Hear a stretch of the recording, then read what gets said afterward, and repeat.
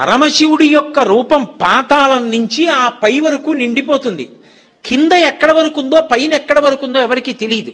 అందుకే మనకి వినయం కలగడం కోసమని ఆవిర్భావలింగం ఉంటుంది. ఆవిర్భావలింగాన్ని చూస్తే వినయం కలుగుతుంది. మీరు ఎప్పుడైనా ఆవిర్భావలింగం చూడాలంటే మీరు శ్రీకాళహస్తి దేవాలయంలో కనపడుతుంది. ఎందుకంటే తరచుగా వెడతారు కదా అందరూ, అందుకని నేను అది మనవి చేస్తున్నా. శ్రీకాళహస్తి దేవాలయానికి ప్రదక్షిణం చేస్తున్నప్పుడు ఆలయం వెనక్కి వెడితే ఆలయం వెనక గోడ మీద ఉంటుంది శివలింగాకృతి ఉండి మధ్యలో ఇలా చిరిగినట్టుగా ఉంటుంది. అందులో శివుడు సాకారంగా ఉంటాడు, కానీ పాదాలు కనపడవు.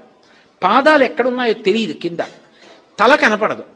ఇక్కడి నుంచి ఈ పాదాల మంజీరం వరకు మాత్రం కనపడుతుంది. ఈ కింద ఒక పంది వెళ్ళిపోతూ కనపడుతుంది, పైన ఒక హంస వెడుతూ కనపడుతుంది. ఏమిటో తెలుసా దాని అర్థం?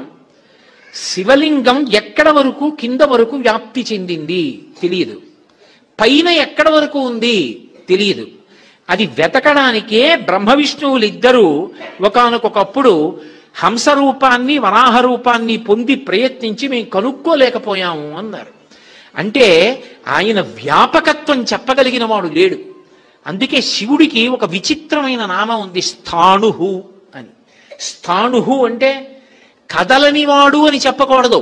చూడండి, నేను అలా వెడుతున్నాను అనుకోండి, అయ్యా తొందరగా వెళ్ళాలి వచ్చి తప్పుకోండి అన్నాను అనుకోండి, అలాగే నించున్నాడు అనుకోండి, ఏమి స్థాణువా ఏమి మీరు తప్పుకోరే అన్నాను అనుకోండి. స్థాణువా అంటే స్తంభం ఉందనుకోండి, తప్పుకోండి తప్పుకోండి అంటే తప్పుకుంటుందా? స్థాణువు అది జరగదు, స్పందించదు.